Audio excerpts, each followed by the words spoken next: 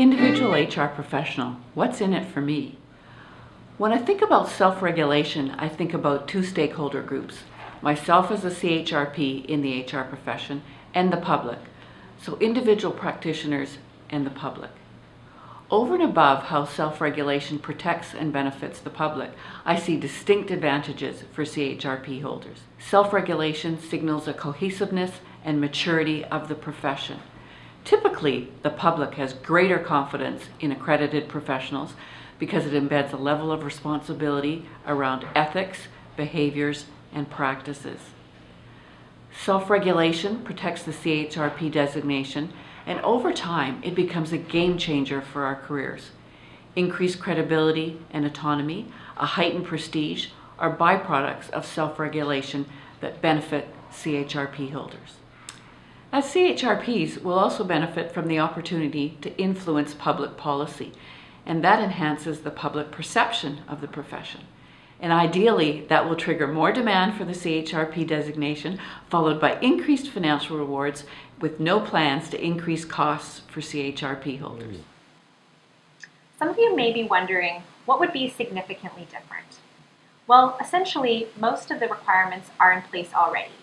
HRMA will be updating the Code of Ethics for the CHRP designation and developing a Code of Conduct. For the most part, this won't change significantly what is required of you. Another question members are asking, is this legislation required for mobility in Canada?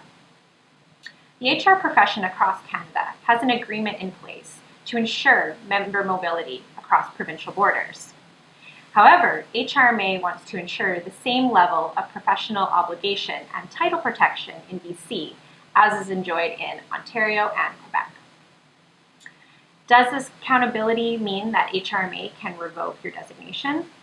Well, HRMA currently has an extensive and comprehensive complaints and discipline process in place.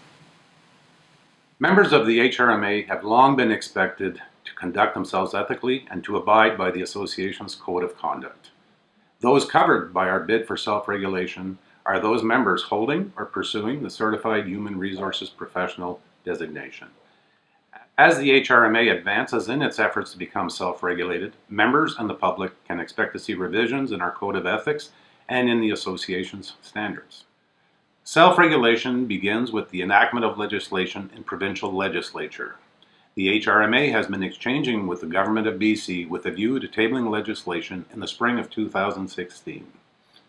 In so doing, the HRMA will join other professions such as accountants, engineers, pharmacists, and dentists. For more information, please visit hrma.ca.